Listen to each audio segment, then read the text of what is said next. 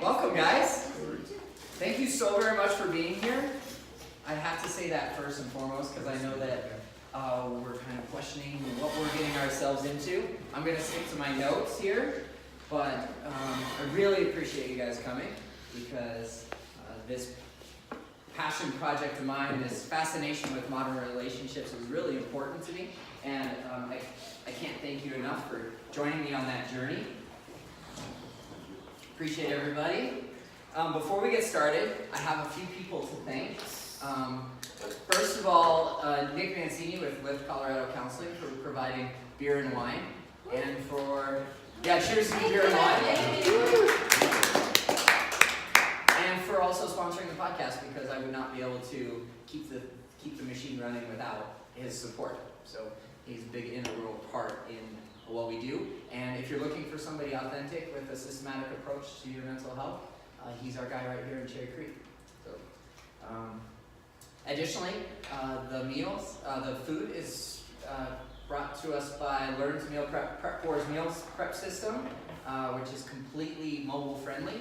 And when you download Fit Life Champions mobile app, you get that month-long program for free. So search FLC online in your app store, and you will get the entire meal prep workshop. Similar recipes to what we have out there tonight. Completely complimentary when you download the app. So thanks for Learn's Meal Prep System for providing the food.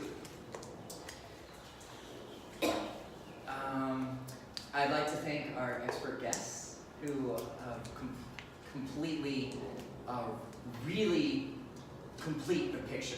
I cannot do it without our interviews and our amazing content that you all have brought to the Believe, Be Real, Be Bold podcast. I don't know anything about relationships. I've been single for 2 years. Obviously, I don't know anything about relationships.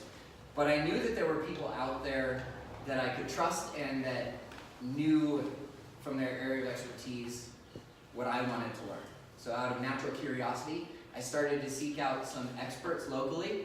Miss Jessica Smith was like the first person I thought of when I started the podcast.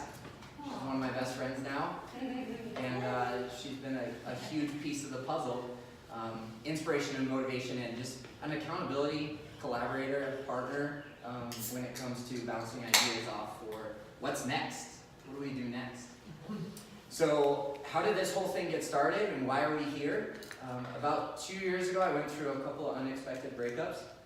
And when I started to date again, I just kept running into a lot of inauthentic people. And instead of getting frustrated with that, I decided to create a community of authentic people around me. And that, the best course of action I felt was a podcast, because it's easily shareable and it's very digestible and it's very relatable too, when I found the right guests to actually bring on and speak, because I couldn't speak to relationships for an hour at a time, not even 10 minutes at a time, because that's not what I do for a living. And I'm passionate about it, and I'm fascinated by modern relationships, but I don't do it for a living like you guys do. So appreciate that. As I discovered inauthentic people, I really started to understand after interviewing our guests that it was simply just a reflection of myself. And if you guys are fans of the Enneagram like I am, you'll know that my personality type, known as the Challenger, our lifelong goal is to understand that vulnerability is a strength and not a weakness. And my path to authenticity that I've discovered after 10 months of hosting the podcast is actually through the podcast. It's my tool and it's my opportunity to be vulnerable in front of other people in a healthy way. Not sharing too much, like Nick and I talked about on his first podcast episode. I was talking about oversharing, because I ran into that in a relationship, a short relationship, go figure. You run into these walls and you bump up against these things that come up in relationships, and they either work through it or they end. And instead of going after relationship that was ending by my own inauthenticity, I decided to do something about it. And that brings us to tonight. This is our second live event.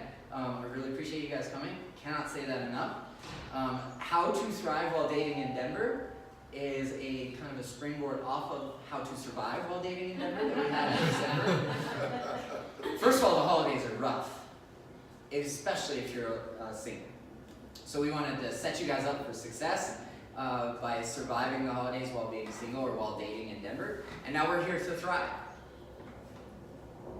So before we get started, can I ask Nick to come up and take maybe 60 seconds and talk a little bit about why you're passionate about what you do and why you decided to jump all in with me? Great. So I'm a licensed professional counselor and licensed marriage and family therapist in Cherry Creek, and I met Dave a couple years ago through another organization that supported people going through a lot of trauma and how to reconnect with themselves and relationships with others. And so Dave and I have really connected on a personal level and a business level. And I'm really passionate about I think just getting to know people, but also the journey of knowing ourselves and that kind of self-awareness, and then how does that show up in different relationships, and we're all part of many different systems, and so it's just fun to see how we're all connected. Thank you very much, Nick. Everything that you do for me and the podcast, you taught me a ton in our conversations about life, fatherhood, authenticity. You're a big fan of the Enneagram just like me. You're like the right next door neighbor. I'm a challenger, you're an enthusiast, I love a good enthusiast. But anyways, Jessica, you want to come join me up front? Absolutely. All right, so Jessica Smith is one of my best friends. I met her the day after my last relationship started. And we sat down for coffee. She's like, why do you keep hitting me up on Facebook and asking me to meet up for coffee? Because she has such a vibrant personality, and she just attracts those people that want to improve. Thank you. Right? That's what I love about you. I loved when you hit me up on social media. We were like instant friends. I slid up into your DMs. You did. I did. But not with that intent. So we sat down for coffee, and I was telling her about how excited I was about my date the night before. Yes. And then you just had to have seen it coming. Like 3 months later. Sometimes you just gotta play those things out. Yeah, play it out. And then we met for coffee again in April, and we got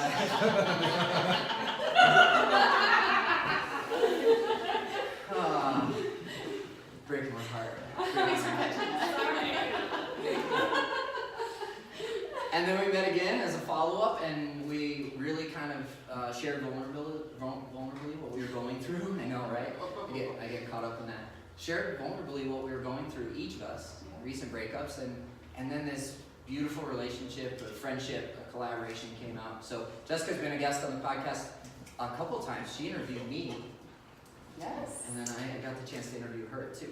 Yes. So I bring Jessica up. Give us like 30 to 60 seconds of like who you are, why you do what you do. Hi. Nice to meet you guys. Thanks for coming out. I'm Jessica Smith. I'm a dating coach and the host of my podcast, Game of Love. And I help people who are overwhelmed and frustrated with their dating life, from yoga moms to professional athletes. I help them get excited about dating, help them navigate the dating space, and then manifest the love that they're looking for. I'm that person, I think.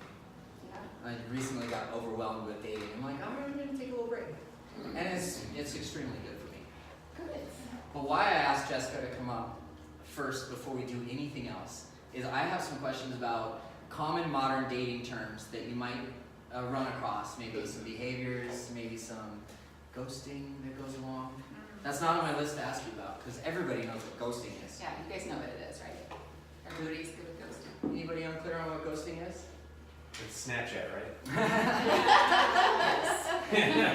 So Jeff doesn't know what ghosting is because he's been in a marriage for 30 plus years now. Be pretty awkward if you ghosted your wife. Yeah. So that would be like your. Or maybe I have, I don't know it. Oh. Right? So that would be like you're dating somebody, you're communicating with them, you're interested in them, and then all of a sudden you just don't hear back from them. They just go poof. Yep, they just ghost. They're like, they disappear, like a ghost can. So we picked out a few, but you're going to surprise me with one. What did you learn today? Oh, so I learned one today. Textationship. Yes. Right? A textationship? Yes. It's when you have only a texting relationship with someone and not actually an in-person relationship. So you never call each other on the phone. Right. You never see each other in person. No. So this is like a pen pal. This is like a pen pal. But a maybe- virtual pen pal. Okay, but maybe like, have you defined the relationship? DTR? No. No. So it's like, But now we have a term. We can define it. It's like, Text. oh, we're in a textationship. that's so cute. We're 13 again. The first common modern dating term that I want to know about is submarining. Submarining. Okay. Do you guys know this term?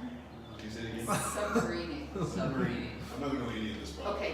This is You're dating. right to my right. This I'm isn't right. sexual, right?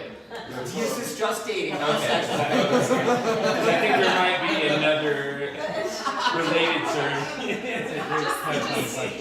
the dating. In the Okay. We're going there. I'm squirming in my seat over here because I don't know what the sexual version of submarining is. Single for 2 years, go figure. So submarining. Okay. For the record, submarining drives me crazy. Okay. Submarining is. Okay. Picture a submarine. It's under the water, and then every once in a while it comes up to the surface. So it's those people that you're texting with, if you're on dating apps or Instagram, or if you're, wherever. These people are kind of dormant, and then they pop up every once in a while, and they're like, hey, how's it going? And you're like, fine. Oh, we should be together sometime. I would love that. I'm free Thursday night. And then, And then they go back. So this happened to me not too long ago, like a couple weeks ago. I was on Hinge, a dating app, and this woman reached back out after 3 months and said, hey, here's my number, give me a call.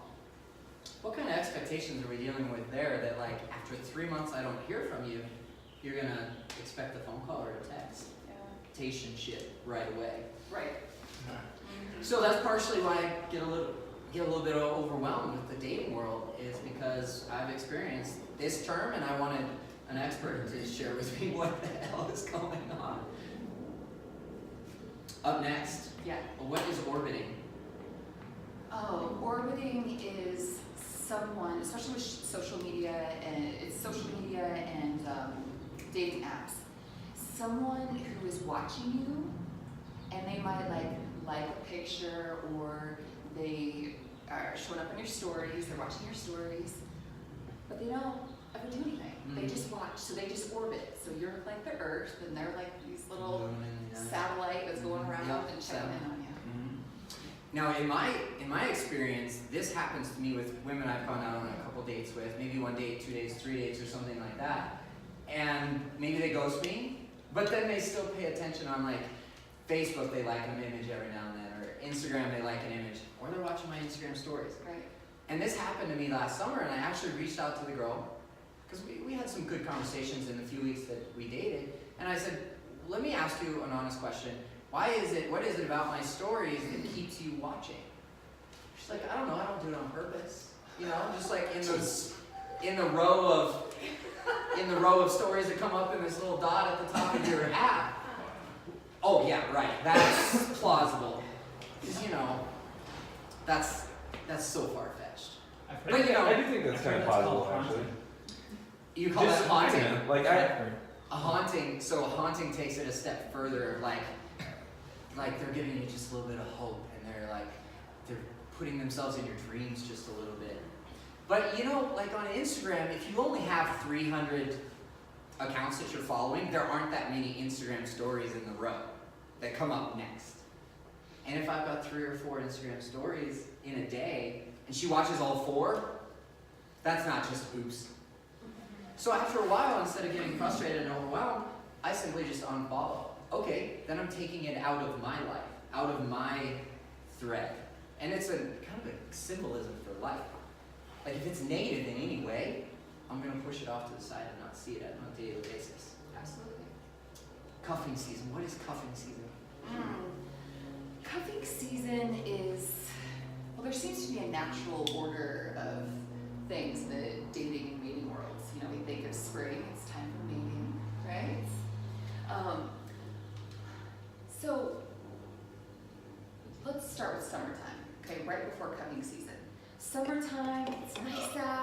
we're like feeling like possibilities. We're going out to the Rockies game. We're like, ooh, there's gonna be some good looking women here, some men here, it's gonna be fun. There's hope, there's options, people are out and about. And then towards the end of the summer, people are like, okay, I'm not really finding anybody, or maybe there's a situationship that you're sleeping with someone, and you're like, okay, are we gonna like make this official? We define that one in our December event. I think we need a glossary. Yeah, right. I got a handout for everyone. So coming out of summertime, there's this like, I wanna, like, we feel winter coming, and it's like, I wanna cohabitate, I wanna settle down. And so that's cuffing season. The season it's like, hey, you wanna be in a relationship now? Yeah. Yeah. I want a warm body through the winter. Yeah. And Cuff me. hibernation. So get cuffed up. I love this term in particular because like it's very seasonal. Someone's a safe word. My safe word is submarine. So like I love sports analogies when it comes to dating. Yes. Like summer that she was talking about is preseason, where I may be going out with 4 or 5 different people over the course of the 2 months that lead up to September, which is the official cuffing season. Right. And then we got tryouts, Yep. where I'm going to narrow it down to maybe 1 or 2 people I'm trying out on a more regular basis during September and October. Yep. And then we've got our in-season, where I select one person to cuff up with for the winter. And if you can make it, this is what my friend Jess Ryan, who hosts the Singling podcast in San Diego, she's been a guest on the podcast, she's amazing. She says that cuffing season lasts through Valentine's Day. And if you can make it through Valentine's Day with this person you're cuffed up, you're officially in a relationship. You're actually gonna be successful, or make it, is her quote unquote. You're gonna make it if you make it through Valentine's Day. All right. You ready to move on? Yeah. Well, I've mentioned this just a little bit, DTR. Oh, the challenger loves this one, doesn't he? I do, absolutely. Define the relationship. Define the relationship. Oh, this also comes through as, what are we doing here? What is this? Can we get on the same page? Yes. Yeah, I think that's are we on the same page here? Like, we've been dating through cuffing season, tryouts, and Right. preseason for a few months now. I got questions. Are we dating? Are we dating? Are you my boyfriend? Is this a situationship? Yeah. Yeah. So it's the conversation of, well, it's the need and the need to want to have a conversation with someone and then actually have a conversation with. So is it more common that men initiate this conversation or women? Oh, I think intrinsically we all want to have it. I hear more women talking about it. I'm not saying that the men aren't thinking about it or feeling it. Stereotypically, women are more likely to be like, what are we doing here? Mm-hmm. So, I've been pondering this very topic for a long time. You know, single and I'm like dating. I'm like, do I want to actually have this conversation of defining a relationship? And as a man, I kind of feel this tug and this pull for leadership in the relationship.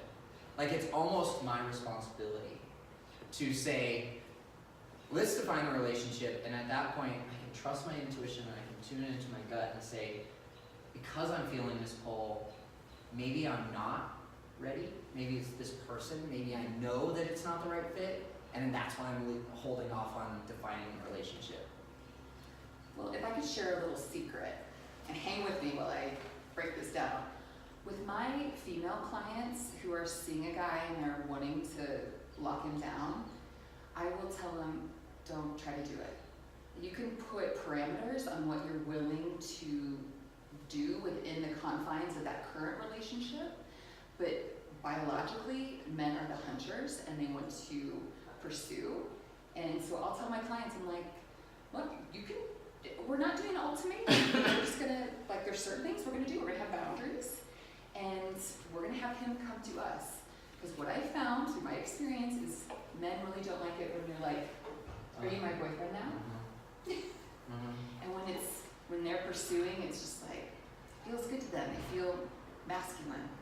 and we could probably talk for I hours know, about. I'm looking at Jeff, I'm like. He's oh, getting you're some right, nods out of this. So are those boundaries something that you would communicate with the man like prior? Perhaps. Okay. Yeah, there definitely could be things that it's like, you know, maybe it's like a sexual thing. That's, I don't know why that first comes to my head. Because it's healthy. Because you're and looking at safe, me, I you know? think. No. Yeah. Okay, I was just joking. Yeah. Wow, some poppin' chemistry. So what Jessica brings up is really important. That, like the safe and healthy boundaries around this parameter that we're talking about. If we're not in an exclusive relationship by definition, then safety and health are going to be a concern in our modern world of defining what those parameters are, even if you don't want to be exclusive at the time, boyfriend, girlfriend, titles, labels aside, still safety and health are priorities. Definitely. Nick? I just wanted to clarify, is the DTR, is that just a term, is that a positive thing, a negative thing? Because It's like an in some event. ways I feel like you're always defining relationships, so, but maybe that's for another section. Like an event. Like it happens this time where we're like, let's get mutually exclusive, boyfriend, girlfriend, and then it can happen again. Do we want to get engaged? Right. And then it can happen again. Yeah. When's the wedding Okay. date? So it's progressive over time, and that's fluid. Yeah, I just love that. That's why I'm so freaking fascinated by modern relationships. Dave, do you have a question? So what can the guy do to keep the lines of communication open to the girl before he's ready to lock it down and cuff up? Lock You it down. started it there. You started it. It's cuffing season. That is a great question, and I have a lot of great examples of men in the room of just really just talking. I mean, just being vulnerable and being assertive and just talking your way through the relationship. I mean, for you, it might be like, it might be a cute and flirty thing. It might be really serious. It could be like, I'm really digging you. You're my girlfriend now. It could be something like that, or it could be something like, you know, this is what we have is really good, and I'm not seeing anyone else, and I would like to hear where you're at right now if you're seeing anybody else, because I would really like to see where this is going. I love that. So how would you balance that with, I guess, like current culture of this sort of like rejection of like toxic masculinity, for example, where you wouldn't say, yeah, I'm throwing fastballs to you right now, where maybe you as a woman want a more domineering, more dominant male figure as a like to be in a relationship, but obviously that sort of, I guess, personality can tend to veer towards it like toxic masculinity side, where it's like, I want this is what I deserve, so I'm gonna take it, and if you don't give it to me, like then you're bad or something like that, you know what I'm saying? So like how would you balance that? Can we table that until the Yeah, panelists, sorry, I know contribute? that's probably a heavy That is question. a great question. Okay. Yeah. I think that is We're gonna- a great question. Yeah. So that's my first time. I kind of get the idea what you're saying when you say toxic masculinity. But for the guy who doesn't know much about anything, can you define, if I'm ready to this concept of toxic masculinity, what does that actually mean? What characteristics of that? My awareness when you answer the question, I'm on page. Do me one favor. Yeah. We have some experts in the room that are actually going to talk about that, Oh, and Okay. I want to have that community. Yes. Occur. I'll talk about it. yeah. Yeah, Because it's a big one. it is. It's a big one. Okay. Yeah. And before we get to that, let's just finish up a few more terms. All right. But I'm gonna Sorry. have that one I don't want to try to derail anything. at the forefront of my mind. It's definitely on my heart that I want to discuss. So we're gonna give it some space later. Cool. Yeah. This is new to me. What is hot wifing? Oh my gosh. I had to look this up. I had to look this up, and I was like, really? Okay, we're going to talk about this today. All right. So it's a couple that are in a relationship, and there's a hot wife, and the husband just thinks it's cool if she goes out and has other male sexual relationships and partners. And that leads us, that's heavy, but it leads us right into our next term. What is polyamory? Oh, that's just as simple as having one core person in a relationship, having two people in a relationship that are exclusive, yet they have other boyfriends and girlfriends and sexual partners outside, but they still have their home base of their relationship. Sounds exhausting. And coincidentally, our just the episode that aired on Monday is called Polyamorous Relationships with a doctor of sex therapy, and we were so lucky to have found somebody willing to have the conversation with me about that. And she, Dr. Jenny Schuyler, she runs the Intimacy Institute in Boulder, Colorado. So she defines polyamory as loving many, and the parameters can be one love after another, and by definition that can fall into polyamory. To Dave's question earlier, if we're not yet exclusive define the relationship, you could still be loving many up until that point of defining the relationship. So there is this spectrum from here to there that all of this loving many can fall. And that's what makes our dating world and our world of love so daunting and scary and weird. And it also makes it very beautiful, because it's like, I was having this conversation with my mom the other day. She's like, I wish people just had a sign on them, like who's single, who's married, and what they want. So you could just go through people. I'm like, I know, Mom. And I said, you know, it's crazy, because really, I'm like, any of us could show up in, you know, our Thanksgiving dinner and say, you know, this is my husband and these are my two girlfriends. You know, it's like everything goes in our culture right now, and it's pretty wild. It is wild. It's fascinating. Do you think that's like a positive or a negative thing, like that ability to, like, I could show up to Thanksgiving with two girlfriends, or You're like, do you taking think? it. Well, do you think that's a positive? That's definitely a conversation that I want to devote some time to as well, Okay. for sure. Let's finish up with this last term. Numbers game. Oh, a numbers game. I think a lot of people who are in the dating world right now, it is a numbers game. It's like we're bombarded with options. If it's on dating apps, if it's out at a club, or if it's on social media, and it's like, okay, I'll date you. If that doesn't work, okay, there's 15 of you or other people in line waiting. And so it's just like, okay, I'm just gonna keep blowing through these people until I find a good one. On to the next. Do you And Oh, yeah, go ahead. hit me. Sorry. Do you feel like with the numbers game thing, there could be some toxicity associated with the numbers game concept? Absolutely. Of course. Oh yes, Yeah. absolutely. 'Cause So it's like, Probably on both sides, not even necessarily like masculine toxicity, you know? Like, Well, yeah, definitely probably. this is not something to masculinity, it's just yeah, because it's like, it's a cool thing that we have so many opportunities to connect with people from all over the world. Yet it's, in this dating culture, it's like, well, I might not spend a lot of time hanging out with you because, you know, there's 15,000 other people over here, and so there's a little bit of like FOMO, fear of missing out, and it's like, so there's a little bit of detachment and a little less connection from person to person when it's, you know, the market's so saturated, so to speak. I like to remind myself that the grass is not always greener on the other side. The grass is greener where I water it. And the more I pour into what I'm focused on right now, maybe that's one relationship, and the more I pour into that, the greener the grass gets. But if I no longer water it, then of course I'm going to view grass is always greener on the other side, maybe because it's fertilized with bullshit. I actually saw that quote the other day, like, maybe the grass is greener on the other side because it's fertilized. BS.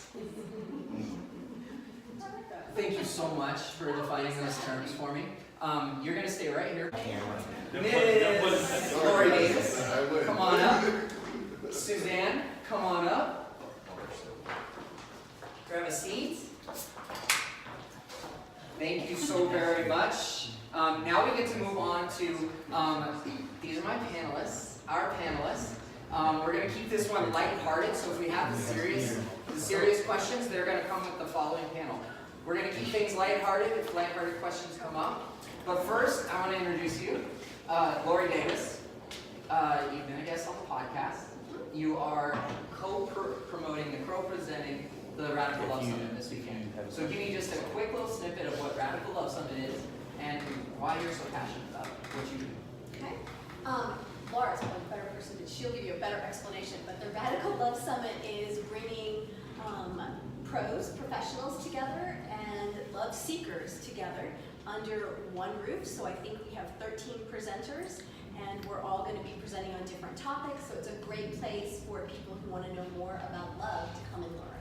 And that's right here in Denver. And there's a couple of flyers, placed out around the room. So if you want more information about Saturday's event, I get the honor of showing up and doing some mini episode recordings. So I'm going to be, again, filled with knowledge from Laura and Lori this weekend. You guys know Jessica and Suzanne Mueller-Hines. She's been a guest on the podcast as well. We talked about such a heartwarming conversation. Tell us a little bit about what you do and why you're so passionate about it. Sure. So what you should know about me is I used to be the biggest hot mess, and I used to feel really unlovable. So I got determined and committed to figure out how to feel lovable from the inside out rather than looking for love. So I help people over 40 that think dating sucks, and I help them love it again and love themselves and have a healthy, lasting relationship. And that's what I've done for the last 7 years. So I've been to an event of Suzanne's. They're so much fun. They're always held in like a really casual environment, but I got to dress up. And as a personal trainer, I don't get the opportunity to dress up very much. So when I do, I like to rock it. So that's why I'm wearing a suit. All the women were. You know it too. I got it. Bright like tangerine orange tux, you know, like. Yeah, I'm just gonna hang out on the You know, like, bar and put out the sexy vibe. yellow. So I got an email in my inbox before I even got home that night. Not surprised. I did. She was not so, actually frustrated with the dating scene. She was very much ready to date. And I love that about your community, is that there's an air of positivity around it. So I'm going to open it up to you guys. If you have maybe a question that you have for the panel based on their areas of expertise, now is a great opportunity. And you can ask us anything. You really can. We're Come on. here. Yes. But the reason why I put these three girls together is because their sense of humor and their enthusiasm and their passion for what they do is almost like energetic. And I wanted to like feel that energy, and you guys feel that energy too, so hit them with your best stuff. That Enneagram stuff that we have in common, right? And the therapist. So my background is in marriage and family therapy for 30 years before becoming a coach. So I have all that in common. What questions? Y'all have questions? We know you do. So, I have a question. Coming out of a relationship, whether it's a marriage or a breakup or whatever, what are some signs that you tell your clients that, hey, you are actually ready to date? So, coming out of a divorce or something, what are things that you can help your client realize, hey, you are getting through a hump, and now you're ready to put yourself back out there, but it's not gonna happen overnight. So how do you coach them through what that time frame is, because it's different for everybody? I'll take that question. There are people that aren't ready to date, and the beauty is that most people know that they're not ready to date. That they want to date, but they know it in their heart of hearts that they're not ready to date. So personally, I have exercises that I move my clients through, and then normally at some point they're like, okay, I'm ready. Like it's like an external vibrance or enthusiasm that they get. Like it's almost, there's a moment that it happens, and they just know that they're ready. And I find it really interesting that some people are like, oh, you have to date somebody 6 months after a divorce or a year after divorce. I think that's complete BS, because I do think people can get ready very, very quickly, and I think everybody's different. That's my perspective. A good clue is when you're happy with your life now. So you're no longer dragging around that big, heavy luggage of baggage, right? All that anger and resentment from the breakup, when you've unpacked a lot of that, and your baggage is down to, a really small little bit, right? And you're happy with your life, and you feel content, and you want to share that with somebody. That's a good time to then, because if you do it sooner, what happens? You start attracting the wrong people, right? Or maybe you don't attract anybody. I always say that if you've got this bad attitude, it's like it's tattooed across your forehead, and the people that you're gonna date sense that, they know it. And so going out and dating when you're still feeling like that, usually you're not gonna have the experiences that you want.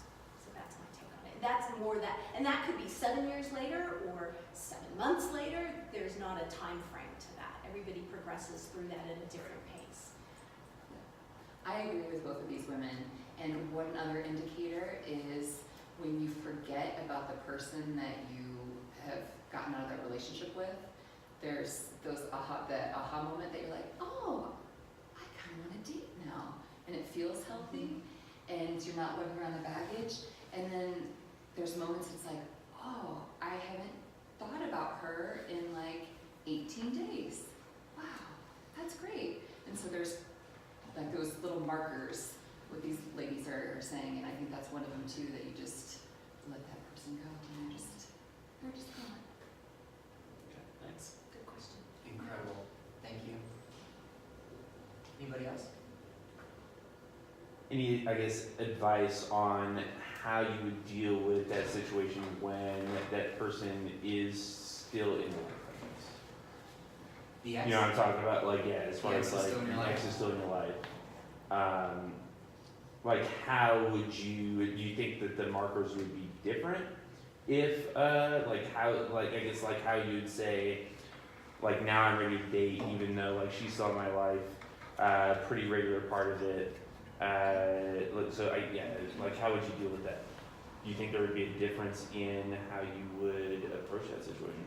Why is the person still in your life? Do you have children together that you're raising? So it's contextual then, like, it's, Or okay. why is that person still in your life? If they're still in your life on a regular basis and there's not children that you're raising or a reason, I would wonder where you were in that separation process and how far you were. Why were you still spending that time together on a regular basis? Were you really that separated? So it's different, I guess, if it's an ex and you have children and there's, set time and the relationship is dealing with raising the children and the conversation is around that and there's a reason for it. Otherwise, then I guess maybe there's a question about, are you really exes? What if it's like, so what if it's just like a situation where you just really like that person, like you like who they are as a person, but the like relationship didn't necessarily work out, you know what I'm saying? Not necessarily on your terms, like it's not something that you necessarily wanted, but she wanted, and obviously, like you're both adults, like you can't control that. And you don't want to be with someone that doesn't want to be with you, sort of thing. You know what I'm saying? So, Jess or Savannah? The thing about relationships ending and love, like there's this concept of when we break up, the love and all the good feelings just evaporate. And I don't believe that to be true. I think the love exists in some capacity within us. That's in a spiritual form or whatever, right? That doesn't always go away. And so if there's a woman in your life that maybe it wasn't your choice to end it, and you like her, and there, it doesn't sound like there's been some bad trauma or anything, that's like, you can still like her, appreciate her, but not have a relationship with her, a romantic relationship. right. What are you thinking? Sorry. No, I don't know. Let's move on. Let's move on. Yeah. Suzanne, did you have anything to say? No, That's no, I can go miles down that road. Yeah, You know what I'm saying? yeah. I actually do have just a quick little, it's really the question of can exes be friends? And, this has come up in my life of like, I can still love that person, but how much distance needs to be there in order for me to be healthy and in order for me to move on with what I'm meant to do in my life. Can I actually get into another relationship if I still have daily contact, weekly contact, or occasional contact with my ex? And the answer is yes and no. And then you bring another person into the mix, and they may not be comfortable with your contextual contact with your ex. And it's a very big question that I bet we could spend a lot of time on. Suzanne wants to spend some time on it. So I'll just be vulnerable.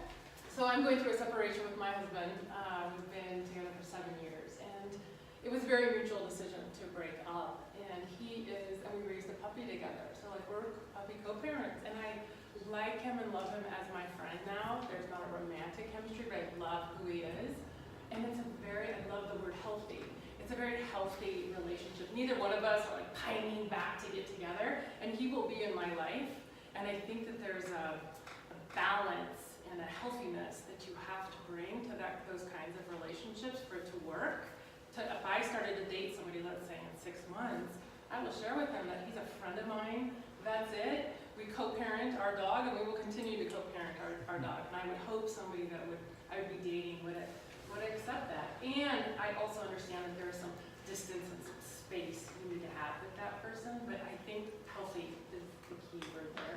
That I adore him. I will always care about him. He'll always be a part of my life. And that term is different for me, different for you, different for you. Every situation is different. So my answer to that question is not going to be the same or applicable to a lot of people out there. I set pretty hard boundaries. Don't know if you guys know that or not. Yeah, you know that? Yeah, you do. DTR. Define relationship. This is over. Can we talk a little bit about DTR? Because I felt like there was a step in there that got missed. So like you're out there and you're dating. And people are dating multiple people, and I'm not out there dating yet, but I will date. There's like are we dating exclusively conversation. Dating exclusively is very different than are we in a relationship conversation. Like I like that as like the next step, so that you know, oh, it's just you and I dating right now. Okay, good, that's clear. We're not ready to be in a relationship yet. Like that's next. Yeah. I'm dipping my toe in the relationship pool of like, do I want to? I like that. Yeah, dating exclusively is like, I'm just gonna get to know you. Just you. Let's You're see. going to focus your energy on that person to get to know them enough to see, is there potential for a relationship? Yeah. How much am I going to water that grass? Yeah. On this side of things. I like sports analogies. I'm not sure if I like the imagery of that.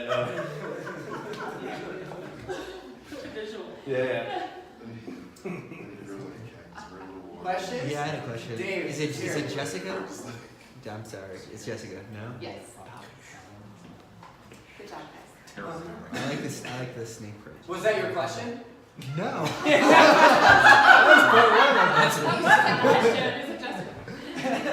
I can answer that one. What kind of music do you like? You mentioned polyamory, and that is so interesting. And relationships, societal expectations of relationships are firm, and sometimes nowadays those are not the case. Sometimes that's just the expectation.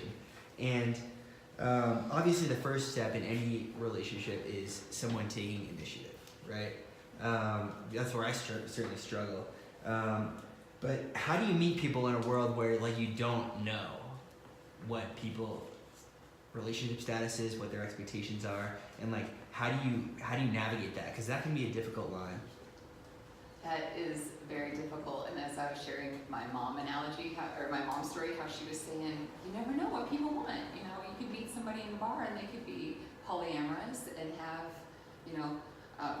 4 boyfriends, and so yeah, it's tough. So I would say be prepared for just about anything. And so when you're out meeting people, don't be surprised, when things pop up and it's like, oh, okay, yeah, I get that. So be open to all surprises, and then just be really clear what you want, so you know where you stand and what you're looking for. And communicating is, of course, key, and that's pretty cliche. One of the things that I like to do, and that I'm pretty good at, is covertly questioning people.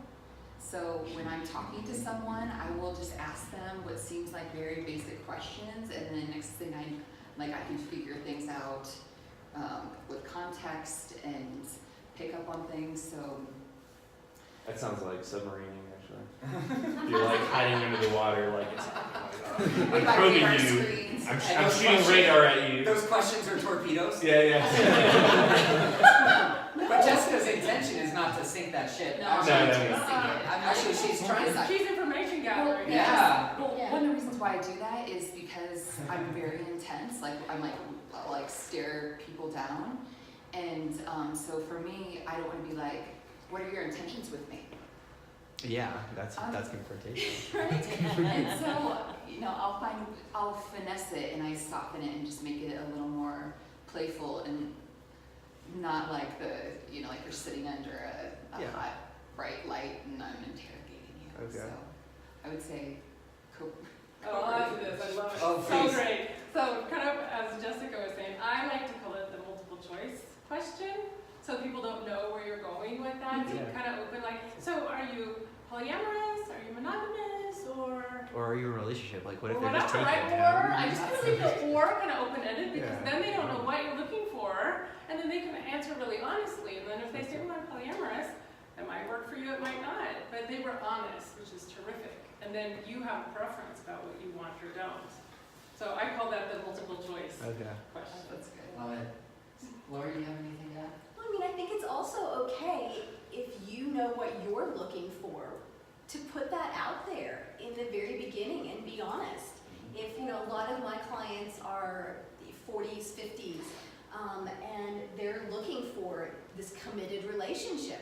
And so they don't want to date somebody that wants to date 6 other people. And it's really okay, again, if you soften it, if you say it nicely, but to let people know, I'm dating because this is why I'm dating. I'm dating because I just want to have fun and I want to hang out and meet people, right? Or I'm dating because I'm looking for the love of my life. I mean, we can be honest with each other, and then I guarantee the other person's going to be honest. I'm kind of like you. I'll help my clients figure out if they're not sure about something. What are some questions they can ask that it's fun, it's good conversation, but they're really getting more than just that conversation and learning.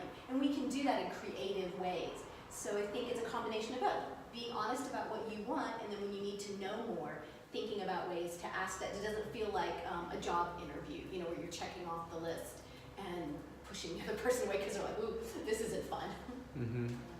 Love it. Absolutely love it. Can I give you guys an example of my covert questioning? Sure. I shared this in our Yeah. last event and I love it.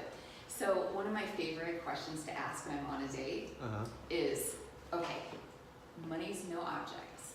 We go to the airport, where are we going? And so you find out a lot about that person, because if they say, oh my gosh, we're gonna go to Antarctica, we're gonna go through the sea, we're gonna put on our gear, and I might be like, I'm the beach girl, I don't know, or I'm the adventure girl, yeah, I'm gonna do that. Yeah, And it so gets you a lot find of out information. why. So Of that somebody's high like, level priorities. Yeah. Right? I was gonna say we're going powder skiing in Japan. Yeah. So you get a lot out of that Yeah. question, and it's playful and it's fun and it's engaging and it gets you imagining going on vacation with this person, and then you find out a lot through their answer. So that's my favorite question, one of my favorites. One last question from the group before we excuse the ladies. Okay, I have a question. Yes, please. So how do you keep from getting discouraged when you've been out there dating for a while? And you think you're ready, but nothing's really happening? So I have one that I love to do with my clients, and I did it when I was dating. And that is create this vision for yourself of what it's going to be like when you're with that partner and they're in your life. And the details aren't as important as get the feeling going. It's that law of attraction. We want to put out there that that person's already there and that they're in my life, and what does that feel like? And spend some time every day in that feeling. And that helps you go, that's why I'm getting back on this dating site. That's why I'm going back out to meet people. Because if I keep doing it, I'm going to live that life. I'm going to have that person. And I'm going to have that passion and that feeling with them. And that can really help keep you motivated. So that's one of my favorites. I'm so fired up after that. Yeah. One quick sentence. Do Sure. either of you have? I would love to add to that. I remember 8 years ago when I was dating, and I dated a lot. And I created my own version of, I wanted to be the Bachelorette. You know, I watched it on TV, like, oh my gosh, you guys have dated 25 guys. And I'm like, I'm gonna be the Bachelorette in my own life. Because for me, it was that, like, where are all the men? And I went through all those conversations. The numbers game. Scarcity, guys. There was nobody. I was like, oh my God, who am I gonna date? She started. Listening. Was a numbers game, exactly. So then I was like, oh, but then it was like abundance. It was like, wow, what if there was flood? What if there was men everywhere? And it turned into that. It was actually really exciting. And not to say I had so many options, but I had more options playing that game than I did in the discouragement game. Because we all know the discouragement game and it sucks. It's hard. And it's natural, though, because when somebody's committed to something, it's easy to get discouraged. And I always tell people, right, I've told you this too, right, as we're out dating, that because you're discouraged, it means you're committed to something. So it's actually okay that people can kind of get frustrated and discouraged because they're super committed to having that healthy relationship. Oh my gosh, I love the enthusiasm. I'm like sit between you guys. It's so great. I actually just, my podcast episode this week is on that exact question. So I spent about 30, 40 minutes talking about that and share some of my tips with that. I love what these two have said, and know that you're not alone through this process, that people are discouraged all around you, and also trust the journey of your life and of your love life. And you're gonna have some bad dates perhaps, but on her point, your person is out there, and I get excited that around every corner I can meet the most amazing man. And she can attest to she's been on my social media for a while, and so she's seen a little bit. And it is, so I have this magical take on my love life that I'm excited about what's to come. And then when there's those terrible dates, or those not good moments, or those dry spells, or whatever it is, it's like, those are the times that they're meant to be, they're part of your process, and that's time for you to focus on you, enjoy your family, enjoy your life, and just stay happy and stay excited.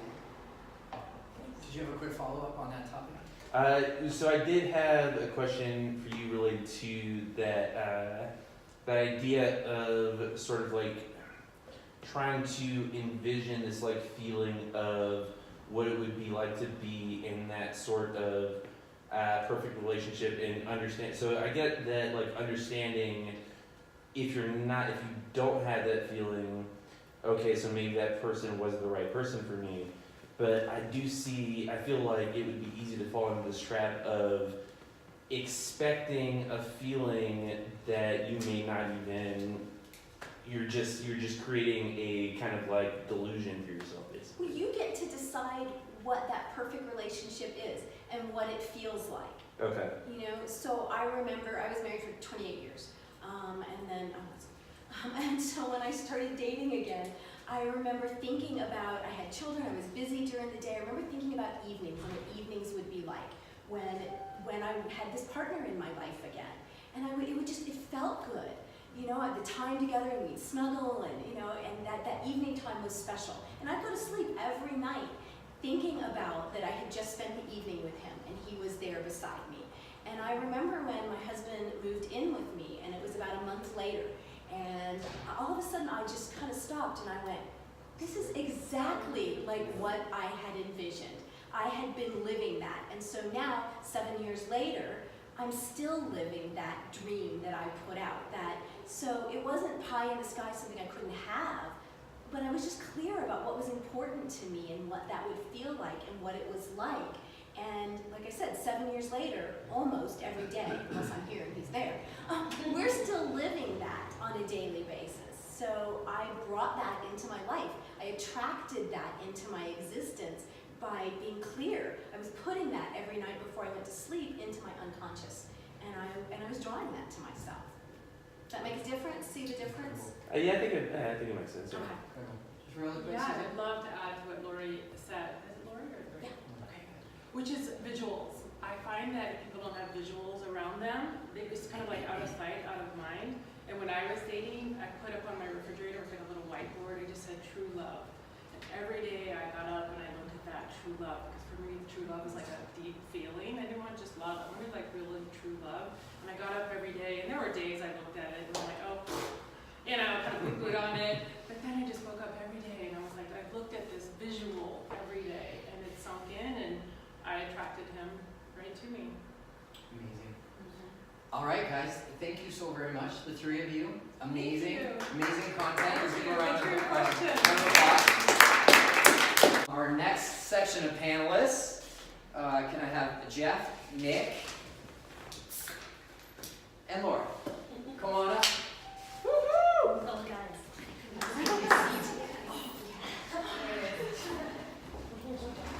Well, again, I want to introduce these guys really quick before we get started. Laura, we'll start with you. Hi. You're a guest on the podcast, and you're co-hosting the Radical Love Summit with Lori. Yeah. Tell us a little bit about that and why you're so passionate about it. Oh, I'm so passionate about relationships. It's the one thing that we all have common in our life. It's the one thing that when you die and they write on your tombstone, it's not going to say he or she was the best employee ever. It's going to be about your relationships and mother, father, daughter, wife, whatever. So to me, relationships are the most important thing that we experience in life. Your episode was called Radical Love on the podcast. If you haven't checked it out yet, Lori and Laura were actually my first time interviewing two people at the same time. It was a ton of fun all the way across the country. Jeff Lawton, also a guest on the podcast. Amazing conversation. And now I'm a part of The Evolving Man group. Awesome. And I've seen exponential personal growth. Some challenges along the way, but that's what it's there for. So tell me a little bit about you and why you're so passionate about what you do for work. So I'm a relationship architect, which is a fancy marketing term for a guy who helps people design, build, and learn how to maintain their dream relationship. So I've been married for 37 years, and I want people to be able to have, and actually we still like each other. So I really want to be able to help people have that kind of depth and love that I know is possible if you're willing to put in work. And I also am passionate about helping men wake up, get their hearts more alive again, and come back to the life we're meant to be, rather than the life we're taught to be as men. And I'm on my way, thanks to you, sir. Nick Mancini, I introduced a little bit earlier, but just a quick little snippet. Maybe your thoughts so far on the event, or what you want to start with the panel. Like, do you want to answer a specific question? I'll answer questions or. Okay. Yeah, so I don't have anything else to add right now. Okay, that's great. Sam's in the restroom. Monroe, why don't you ask that question again about the toxicity in the numbers game? Okay, so my first question, I think it was the term of male toxicity. How do you, what's the definition? I never heard that before tonight. I have an idea in my head, obviously, what it might be, but how would that potential be defined? I'll go first. My understanding of what it means is that where men who have definitely, many men over centuries have done horrible things to women. And so in these times, I interpret it as it's using your masculinity to dominate or manipulate or take advantage of someone, particularly women. But I have a slightly different take on it. I think toxic masculinity is about as bogus as toxic femininity. People are toxic. You're either toxic or you're not. I've known women who have done shitty things that put men to shame. And I've known a lot of men who have done horrible things. So I think that they end up being categories that end up creating more separation. But if you can relate to a woman if you're a straight man, or a man if you're a straight woman, and you're just trying to relate to them as people, that you have a comfortable relationship with your masculinity or femininity in the case, talk as equals. And maybe that's really what is toxic, is when one gender thinks they're better than the other. Well said, Nick or Laura? Honestly, it's the first time I've heard of it tonight. I really haven't heard that term before, so I don't have an opinion on it yet. I have to do some Yeah, research. let's talk about it sometime. We'll jump on the phone. Yeah. I've never heard the term either. I think when I hear that, what I think about is privilege, power, and abuse. And so I think when we're talking about how people use their masculinity, femininity, whatever it is, in those ways and don't recognize how they influence others, whether it's by race, gender, sex, socioeconomic status, various things like that, and having some awareness around what maybe you inherently have and how that impacts other people. And when you don't have that awareness, or if you do have awareness and you still choose to act against it, that to me is abusive. And so I think it's a little bit deeper than that. I have some thoughts around toxic masculinity. It's a very internet culture thing. Very specifically, toxic masculinity has to do with the way men should act all the time. An overly masculine way, pushing men to feel and act a certain way, especially usually that surrounds women, and that, you know, I'm gonna use a little bit of vulgar language, but just do it, pussy.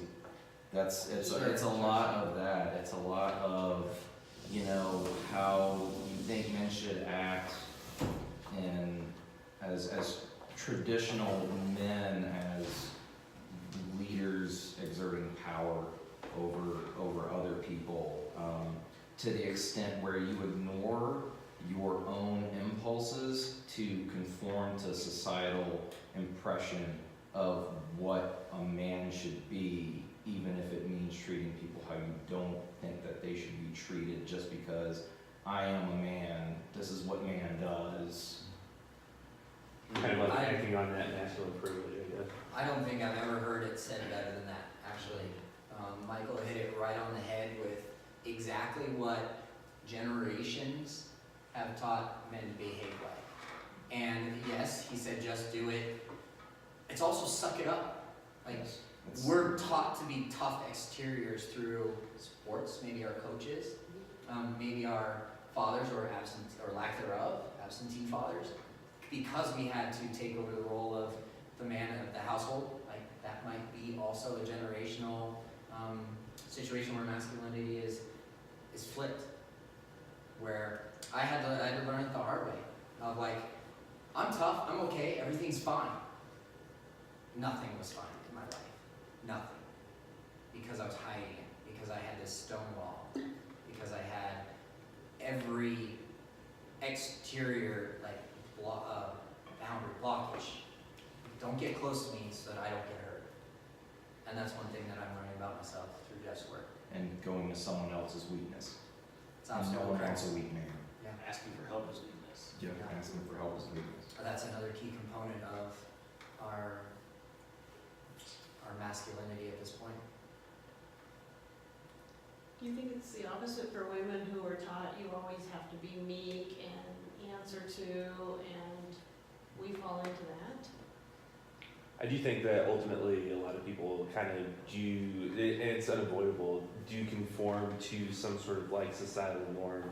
And depending on like, it's also a generational thing too. I do think that, sorry, I'm kind of. It's okay. Sorry, no, I'm rambling. I thought it was an interesting question though. But yeah, I do think ultimately there is going to be some extent, some influence where, yeah, like maybe you feel like you need to be more meek in a situation. But I do think that's one of the more interesting things about being alive in the time that we are now, is like now we are at this point where, okay, we're realizing maybe there are things as far as like how we treat each other that don't really make sense. We don't really need to denigrate like women and put them in a lower status when really they need to be at the same level as us, right? Sorry, Sam. I have a question for Laura. Based on what you just said, thank you so very much. Laura, let's say that like somebody that you're working with, a man and a woman, or a relationship, one person is expected to be meek and weak, and the other person is expected to be domineering, and it's causing struggle in their relationship. How would you work with them to coach them and change the dynamic? Well, I would first start with what they envision the male and female roles to be in a relationship. What does that look like for them? And understand, okay, here's what we want and here's where we are, and then how do we fill in that gap? What do you think are the next steps? Coaching is all about helping them figure out their answers. It's not about me providing them for them, because what's right for them is going to be different from what's right for you or anybody else. So it's really helping them to create a structure that works for them within their own dynamic. Okay, so if you want to be here in this relationship, but this is where you're at and this is how you define this, how do you want to fill in the gaps? What's going to take you from A to B or from A to B to C to get to Z? So helping them to discover that for themselves. I'm glad I asked. Jeff or Nick, same question. Yeah, I would, very similar to what Laura said. The first thing that I do with couples that are either in trouble or people that are looking at getting into a relationship is how well do you really know yourself? Because we are raised to be, I mean, that's kind of the problem with any label. We transcend labels because we're human. So I kind of start digging around to, do you have any idea who the hell you are? And then, if you have a sense of that, what do you really want? Because a lot of times people, I'm amazed at how many people have no idea what they really want in a relationship. Well, she's hot, he's hot, and we're good together, and then what? And then hope for the best. Yeah. That's not a very good strategy. This is a Not really. This is a physical. Yeah, yeah. Nick? I think that I agree with what both of them said, and maybe the only thing I would add is I think gathering a family history, because I think that it's important to know what's the family culture that you come from, what has shaped you, and how did the relationship start and where are you now? Because patterns get formed, and whether they're intentional or not, being able to check in and identify that stuff, you can find yourself in maybe those roles when that's not how you started, but the context, the circumstances, different decisions you made shift that path. So an additional layer of knowing yourself, knowing where you come from. Right. That's huge. And one thing I'd add, because I used to do inner child work with people for almost 20 years, and my mentor taught me a phrase I've never ever forgotten. Whenever your mom and dad never got handled in their relationship, you're going to be trying to work it out in yours. And I've seen that be true over and over and over again. So that's, you really want to, don't get really serious until you know their family history, and maybe if it's doable that you actually spend a few evenings with your guy or your woman and their family. You learn a lot real fast, Oh don't my you? God. Right. Do we have any questions come up based on the other conversation? Monroe, do you want to re-ask your question about the numbers game? What was it, the toxicity associated with? So Kim, I guess it was Kim. Sorry. Jessica? Jessica was over there, but the question was on the numbers game.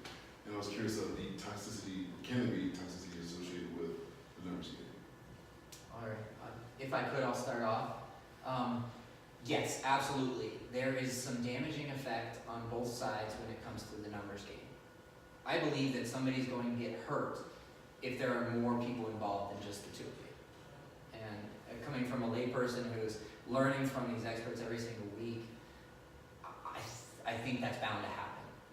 It gets complicated and it clouds things. You're not able to define the relationship as well. You're also not as clear with yourself also. You might have these feelings that come up that have never come up, maybe based on your family history, things that your parents never worked out. And if one person in this situationship or dating exclusively is dating other people, and this person has a different, maybe, expectations. Hard word to bring up, but it's there. Maybe they've defined a relationship and this person is just not very honest. person's gonna get hurt. But this person's playing the numbers game. There's always somebody better out there. There's always somebody better. I'm looking for something better. But this person is living in a different world. That person's gonna get hurt. Well, I think I agree with you. And we were talking about polyamorous earlier. And to me, if you're going to be a polyamorous person and have multiple relationships within your circle, and you're all going to share these relationships, you better be really good about knowing who you are, and you better be really good about communication and boundaries and trust.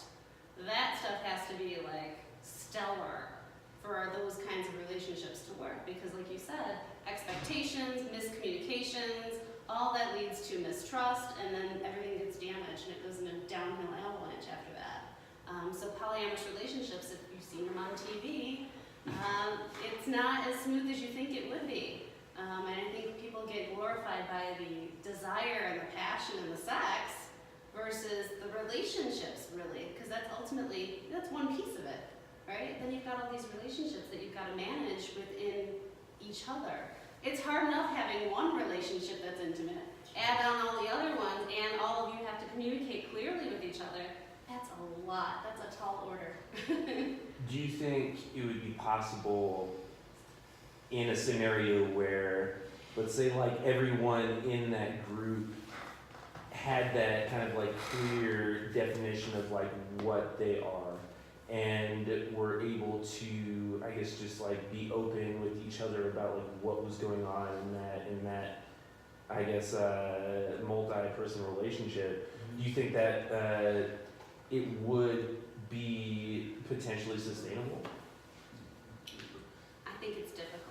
That's my, and this is a personal opinion. That's not even a professional opinion. I think that's very difficult. It's hard, like I said, it's hard enough to maintain trust and balance and power struggles, etc., within one relationship, and you add on all these others that are all, you know, multidimensional. We're all multidimensional people, and if you don't know yourself well, and you're trying to forge this relationship, and another one, and another one, and another one. But that's what I'm saying is like if it was a situation where the people involved did know themselves well, do you think it would be sustainable in that sense? Like ultimately, it's unsustainable. I honestly don't. And that's just my personal opinion. Just like and then I'll get back to your question. We're jumping at the bit. I love it. Well, it's such a hot topic. Yeah, it is. Very polarizing. So I'm old enough to actually go back to when polyamory first got on the radar, at least in popular culture. Okay. And the guy who started it, he couldn't even make it work. I'm trying to remember. It was. Are you talking about that? He was like a guru that came from India or something like that. No. Okay. I might be thinking of something else. No, this was a good old American white guy. Okay. He was pretty good at sales, actually. I'm gonna sell you this idea. Wait, we're not talking about. He can sell himself. We're not talking about. We're talking about Mormons, all right? No. But I've had 4 friends of mine who were in polyamorous relationships in Northern California, because all the weird shit happened in Northern California. Humble. So, and they were pretty awake, they did know themselves, but again, because of something Nick said, we all have our patterns, and we can try, if you try and make something where you haven't done the work underneath it to really shift those patterns, ultimately they're going to come up, and that'll include things like resentment, that'll jealousy, it'll include, well wait, who's the favorite partner? All that stuff comes up. So I've never ever known one to work. So There's competition in there too. yeah, oh, exactly. But I also just want to add a thing about the numbers game. Toxic might be a really strong word, but what I think can be detrimental is it inherently commoditizes, it objectifies people. Somebody who wants to play the numbers game is coming from some kind of really needy, codependent place, in my opinion. And they are, that there's someone better. I would be a little concerned about whether someone like that, male or female, is really ready for a serious relationship, or are they just trying to fill, you know, the latest, Need, yeah. yeah, Latest the need, or the, when I was a kid, there were books, like comic books, but you'd have sticky things and you'd put it on the silhouette, you know, so you're just like trying to build the perfect 10, male or female. And you're a host if that's where you're starting from. So maybe, did you have a comment? Nick, do you want to, you can go first.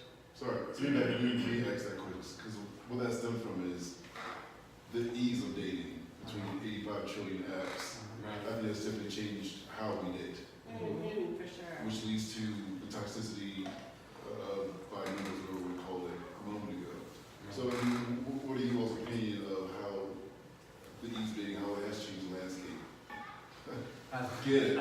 I'm glad that you asked that, because I think that's how my response is going to be, is that what we're talking about is building relationships, and I think on a basic level, that's a really challenging task. And so a numbers game seems to totally shift the focus away from what it is that you're seeking and wanting. And I think that ease of through apps or whatever, you know, it makes it as quickly as you can meet people, you can also dump people just as quickly. And so where's the process of getting to know people? How do you talk to people and ask them questions? I think you asked a question earlier on, like, hey, how do you just go and talk and start engaging and initiating? And if those are the questions that are being asked, I think that's where some of these apps or some of the way that our culture is trending is really a disservice to what we're ultimately needing. And so the numbers game, whether it's 100 or 2, you're looking for a meaningful connection. And so what's your intention behind what you're looking for? And I think Lori said that as, you know, who are you looking for? What are you imagining? What are you wanting? And putting your energy towards that, because in some ways, like, the numbers game can be really inefficient or can be efficient. How are you engaging in that process? Also, when we talk about game, that just seems like the game, and this is maybe me getting caught up on terminology or communication. I think we get stuck on these labels that really limit and challenge us on how we think of things and how we engage in stuff. So, Yeah, I wanted to add, because the numbers game to me is also a form of self-sabotage. Because if you always have these choices, you'll never choose. You'll never choose. You'll avoid choosing and make it all about everything outside of you and never look at yourself. Because then you have all these choices. Well, next, and next. After the friends will introduce you to. You can say that to them. Yeah. I appreciate that you brought that up, because I think that in some ways it's a level of safety and protection. It is. It And so absolutely is. what we're talking about is creating meaningful connection, and that can be really scary. To have a conversation between two people and not know what the outcome is going to be. Welcome to everything. You know, welcome to defining the relationship for life. You know, I mean, that's authentically. Yeah. That's hard to find. And I wanted to answer your thing earlier, because you were talking, how do you approach somebody when you don't know if they're polyamorous, if they're gay? I don't even think polyamorous is the right word. What are It's like, you know, like. But you don't know what their status is, Yeah, right? like, Yeah, that's You don't know You could get anything about offended. their Yeah, status, exactly. so a Married great or way, like what? a great way to me to figure that out, if you're interested in that person, is say, hey, you know, if you're interested and available, I'd like to go meet you for coffee for some time. That way you're asking, are you interested and are you available? I got asked last night, you know, I was inviting people to this event, and this girl messaged back, she said, no thank you, are you married? Like, no, why do you ask? Like, behind the wall of social media, which is how I engage our audience a lot, is like, there's a question mark, like, who is Dave? Who is Dave behind that mask that he wears, or the mask of social media, or that protected wall of social media?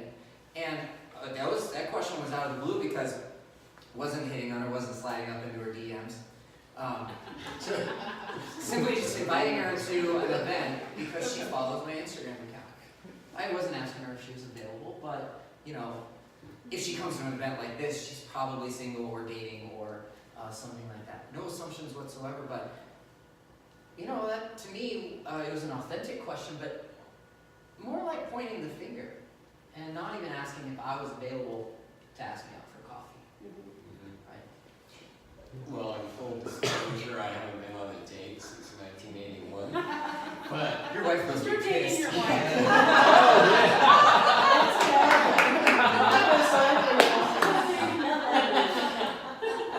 It's about time. But I was leading a men's group one night, and it's mostly younger men. And they're talking about online dating apps, well, you know, what you're talking about. And what I kept getting to, which was that term, Taxation. Taxation shit. Yeah. For fuck's sake. There is no way to know a human being except sitting and looking them in the eye and talking and listening. Right. And so we were just saying, why don't you just go out and have a cup of coffee? Okay? Good advice. But online is so much smoke and mirrors most of the time. To some then, I would say. I would definitely say that there are communities and the opportunity for people to even be their most authentic self online. Hence But why it's kind of a, I don't know, it's definitely a very subjective thing. Like most people, I would say, have probably put this veneer online. So my question is actually around, we talk about relationships, what about the relationship with yourself? So how do you date yourself so that you know what you want, right? Yeah, we've all had experiences, but just because I have an experience doesn't mean that's not what I want. I mean, maybe it is what I want, I just had a bad taste of how it went down, or, you know, it was a 50-50 mistake. So, I mean, like, what are some advice that you have around how do you date yourself so that when you do step 2 feet in, right? I have a toe in, but I don't have 2 feet in, right? Flirty text and getting phone numbers. We'll get you that in soon, it'll be great. Which is really the goal, but, you know, ultimately, I still need to work on myself, right? I need to know what's important to me so that when I do start dating, I don't attract the wrong people. Right. So this subject came up last night in a men's group. And again, more younger guys. And what we recommended to them is if you really want to know yourself, don't date for 6 months to a year. Got it. Then you're going to find out. Yeah. For me, it was 3. 3 years? 3 years, celibate, no dating. It was a conscious choice, and it got me ready for my wife. Nick? So I think that's a really big question, so I think that I don't have enough time to maybe fully discuss it, but I think what initially came to mind was, you know, how often do you spend time with yourself? Because I think that there's a lot of distractions, and it's a lot of ways that we can easily kind of trick ourselves into thinking that we're spending time with ourselves, but to really sit and reflect or have some introspection, identify values and look at our behaviors and see if those are aligned. There's a lot of time to do that, and I think it's uncomfortable. And so there's risks to that, and I think it's risky, it's scary, and so identifying readiness to do that work as well, and knowing that it's ongoing, it's not just going to end. I think there's constant evolution and learning that's happening. And you probably don't give yourself enough credit for what it is that you do know and what you do want, and maybe over a period of time or certain experiences has kind of challenged that trust in self. And so slowing down a little bit and spending some time with self and allowing that to happen. The work I do with clients, it's all about relationship readiness, and the very first part I do has nothing to do with relationships. It's all about who am I, what do I want, and where am I going in life. Because if you don't know where you're going, it is really difficult to determine if someone's going your way. I like to use the metaphorical analogy of, let's say you don't know where you're going, and somebody comes up to you and says, "Hey Jeff, I got tickets to New York. We can go see Broadway plays, we can go do gourmet meals, museums." I think, great, let's go. And you say, because you don't know where the heck you're going in life, "All right, let's go. You have a fascinating, exciting life. I'm going to hitch my ride to you, and let's do it." And off you go on that detour for 6 months, a year, 2 years, however long you date that person, until you decide that, oh my God, what the heck was I doing with this person in the first place? But when you know yourself really well, and you know your destination in life, like San Diego, metaphorically speaking, they've got mountains, they've got ocean, they've got palm trees and gorgeous weather, you know it, you're passionate about San Diego, you're heading that direction. So when someone like me comes along and says, "Hey Jeff, wanna go there?" You're like, "No, you go have fun, I'm heading to San Diego." That's my thing. And then as you start dating other people, they're like, "Well, I'm heading to San Diego," and you're like, "No, wait, really? You're going to San Diego too? Me too, that's where I wanna be too." So you start doing this alignment, and when the people and the jobs and the friendships line up with your values and your vision for your life, that's when you're living a really fulfilled life. Can I jump in real quick? Yeah. I love what you guys all said. I was, once upon a time I was married, and when I became divorced and single, I was a freaking hot mess. And so I took a year off dating and sex, and it was the hardest year of my life, and at that point, the most beautiful year of my life. I did tons of therapy, I did tons of yoga, meditation. I was teaching a lot of yoga and meditation as well. I was doing inner child work. I was figuring out who I was, and then I turned it into a year of dating. I turned it into a year of falling in love with myself. So it was all, what do I want? You know, do I want San Diego? Do I want New York? It was all that, and it was so beautiful because I just spent a year taking care of myself and finding myself and loving myself. So, thank you. I think the one other thing that I think about is, as you're doing this work, do you feel comfortable sharing it with somebody and discussing the work that you're doing? Hey, this is who I am. And if there's some reservation there, there's still pain and fear on that, then that's where maybe you take a risk and a leap, or you continue to kind of do what everybody else is saying. Monroe, I cut you off earlier, sorry. Okay, cool, thank you. So, A moment or two. no, I'll be quick as possible. So it was a combination of all four of these. That took 5 years. That was a relationship that was so bad. That took 5 years afterwards to be like, okay, let me, one, take the time. 2, what do I want out of this? 3, what I'm willing to put back into it, because it's a two-way street. And that was huge. And the conclusion, I'm not going to rehash what I already saying, but the conclusion, a really simple way I thought about it was that I had to become in love with myself so much that I could sit in a room, my friends call me on Friday, "Hey, we're going out, you want to get out?" I'm good. Because I don't need that outward stimulus, because I'm happy where I'm at in my life. And so a really easy way to think about this was, if I'm happy sitting in the silence, just say I'm in this room alone, just happy sitting in the silence, if you are going to come into my life and break that silence, you better make me laugh. Because it's powerful to be happy on your own. A lot of people don't realize how powerful it actually is. So if you're going to come try to break me down and I'm naturally happy on my own, no, we're here to uplift each other and move forward together in progress. So that's when I knew I was ready, when I was like, hey, I'm not going to deal with, because my background is I'm a giver in a relationship. Like, if a relationship's 100%, I only need 5 of it. I want to give, I want to give, I want to give. So I end up with takers. Eventually, I run out of that little bit that I had. So I get to the point where, and not out of ego, it's like, I'm happy where I'm at, and if we're moving forward together, it's because we're uplifting each other and not dragging each other down. So it was quick and easy to weed that out. People who were takers, I'm like, don't need it. I'm looking to be with another giver also and move forward with it. I think a really good gauge is, would you marry yourself?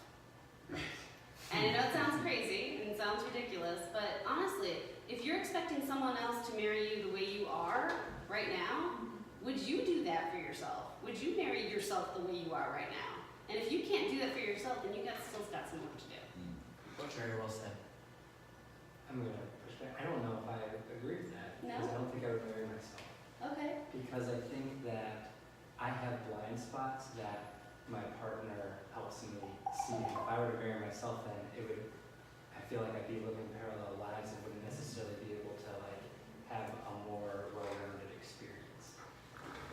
I'm using it more in a figuratively sort of way, okay. right? Because it's more like, are you prepared to, are you prepared enough to be the person that you're expecting someone else to be, Oh, okay. right? Like to complete you kind of thing, Okay. right? So if you're not there yet, then how can you ask someone else to?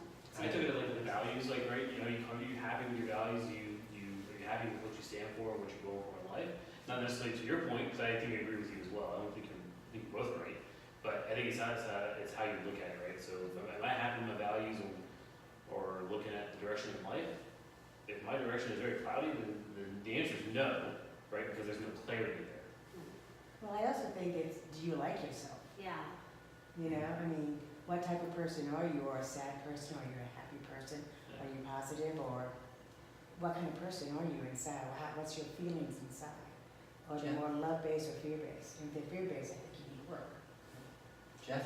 Yeah, I think it boils down to, are you happy with the company you keep when it's just you, which I really love what you said, Monroe. It is so crucial that, well, let me say this instead.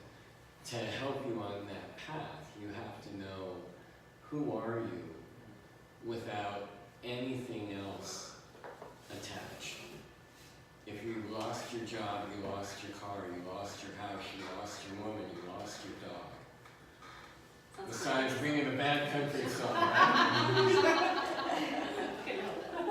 Who? No, I'm still here. Who are you?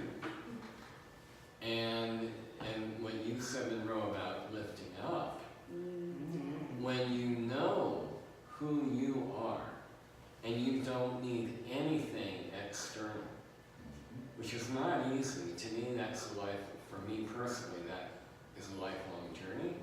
But the more you're there, then when you meet somebody that is a good fit for you, it is that if they're in that same boat, then the two of you together are the boats being lifted by the rising tide of love and respect.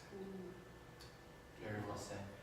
I think we'll end this panel at that time on that high note. Yeah. I absolutely love that each and every perspective was different, as well as Monroe's.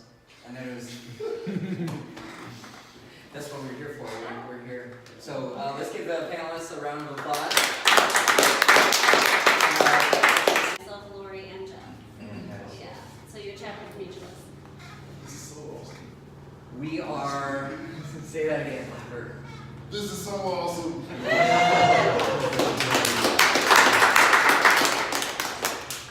I think Monroe's right. We are so blessed with the infinite knowledge that's in this room, and they collaborated. But well before I met them individually. Maybe you guys were referrals to me. I'm not sure how the tree actually worked, but it all came from one place, and then my laws of attraction actually brought you to me at the right time. So to kind of sum up my opinions of what I've learned from the experts over the last year, to your point, how do you date yourself? And are you willing to marry yourself? So I'll answer both questions. After almost 2 years of being single, I went through every single phase that we've talked about tonight. Like, I've been low, I've been high, I've been low by myself, I've been high by myself, I've tried to date through those periods. Bad idea. But I was persistent, and there are some guests I've had on the podcast that have said, to truly know yourself, you need to be in a relationship. You need to test that waters, because it will reflect back to you and it will be a mirror for you. And to that, I may not agree wholeheartedly, I may not wholeheartedly agree that you need to spend time with yourself to know yourself completely. It's almost like a combination of both. So the more often I spend time with Jessica, the more I know myself. The more time I would spend with Lori, the more I would know myself because we have a common language of the Enneagram. The more time I spend with Dave and Rohill and Jeff's group of the Evolving Man, the more I know myself. That has nothing to do with me being by myself or in a relationship. And that's why this community is being built, because I'm led by our experts that I talk to on a weekly basis to be my most authentic self. When they call me forth and they're like, Dave, you've got a blind spot. Here's what I'm seeing from the outside looking in, and here's where we believe that you can benefit. They may not always deliver it in the best way, but that's my opinion. I'm not the professional. They're giving me all the love that they have at that moment of simply just saying, Dave, this is for you. This is a gift. And I came up upon one of those moments a couple weeks ago, and I didn't know how to deal with it. I haven't shut down. I haven't had an anxious moment where the world is sitting on my chest in 18 months. I had quite a few of them right after the breakup. But I started speaking to a counselor, and I started processing what I had learned about myself in that relationship. And then I started processing what I learned about myself alone, too. I didn't date right away. That was a good decision for me, because I would have just bulldozed through relationships. And that affects other people. So I come up against this wall, and somebody's outside eyes on my life did me the best favor that I could have ever asked for. It hurt for a full day. I couldn't sleep. I always have an appetite, because I eat quite a bit, But, I couldn't sleep, and then I had a really bad day at work the next day because I had to turn around and get up again at 4:30 in the morning, and I had to coach these students at Metro State. And I was really disappointed in myself that I reacted so poorly. But because I spent that 24-hour period of diving into why I reacted the way that I did and why it actually affected me so much, and what I had learned over the course of 2 years is these skills. Don't turn to alcohol. Yesterday was 6 months for me without alcohol. I didn't turn to the dating apps and just swiping for validation. If I'm on a dating app and I'm looking for somebody to connect with, it's totally appropriate. But if I'm looking for validation and I'm looking for a textationship, just to seek external validation, that's going to do me worse. So I didn't turn to that coping mechanism. I didn't turn to all the things that I used to do in the 20 years, Michael, that I was spending with the mask on, that I'm okay, that I'm fine. I was not fine. What I did turn to is I turned to journaling. What I did turn to was reaching out to the men who support me and reaching out to people like Jessica. We had a phone conversation. And I tried my hardest to be authentic and vulnerable. It's hard to do on the phone, but you always support me when I call you. And I turned to these skills that I've learned for myself through these experts that have been on the podcast over the last year. And I flipped it around as fast as I've ever done it. It only took me another couple days to make decisions that were integrous with myself, actually true to me and authentic. I was becoming overwhelmed with dating, and so I'm taking a break. And that's a conscious decision. And I got these tickets to the Rockies game yesterday because I'm like, oh, my client's in Mexico. I have an afternoon free. What am I going to do with my time? So I got these tickets. I had to buy two because they came as a pair to get the $6 tickets on this app. Sorry. I was like, right. This website. So I had to buy two, and I'm like, okay, mentally I started to go through the Rolodex of girls I'm attracted to right now, or interested in. And I immediately stopped that behavior. And I said, I bought the tickets at 6:45 a.m. because I wanted to treat myself, I wanted to date myself. And I knew I was going to go to BNI, which is how Monroe and I know each other. And there's a lot of people in that room that love the Rockies. And I turn to Joe and I say, Joe, do you want to be my guest at the Rockies game today? That decision for me to date myself and not go back to this coping mechanism or this coping skill that I had for so long, just like external validation. He and I had the conversation that I've been looking for. He's asking me questions about like, how do you know when? How do you know who you are? How do you know this and how do you know that? And had I not spent the 24 hours or the 48 hours or the 72 hours of reflecting upon myself, getting to know myself when I'm alone, I would not have been prepared to help him along his way and vice versa. So if I can sum it all up, what I've learned from the people that you've heard from tonight has exponentially moved me forward in my personal life, my professional life, and when I come up against the wall, I know who to turn to. So that's why we hosted the event tonight, is so that the rest of you in the room can be introduced to each other, so that this community of authentic, yes, we say daters, but authentic people, not authentic men, not authentic women exclusively, authentic people come together, we can raise the ships together with the rising tide, and they will lift up with each other. So again, I want to thank you guys for coming tonight. It means the world to me that you allow me to do this on a weekly basis. And it means the world to me that I feel your support for however long we can keep it going. So I'll see you guys on Saturday at the Radical Love Summit. Yes. Jeff as well, Suzanne as well. It's a true honor to be invited to that event. And if you guys would love to come see and connect with any of the people that you heard speak tonight, please, we're going to sit around until about 9:30, grab another drink, grab some food. I know there's plenty out there. Help yourselves, guys, have some fun, and really try to connect with the people that you feel are in your best interest right now. And Dave, thank you for your commitment, thank you for your passion, thank you for your love, thank you for your authenticity and really what you're creating for all of us. Yeah. Thank you for who you are. Yes. It is truly my humbling pleasure.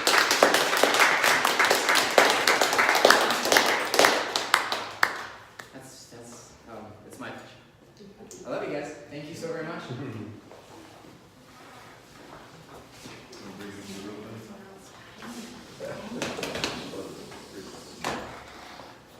Thank you, Kristen.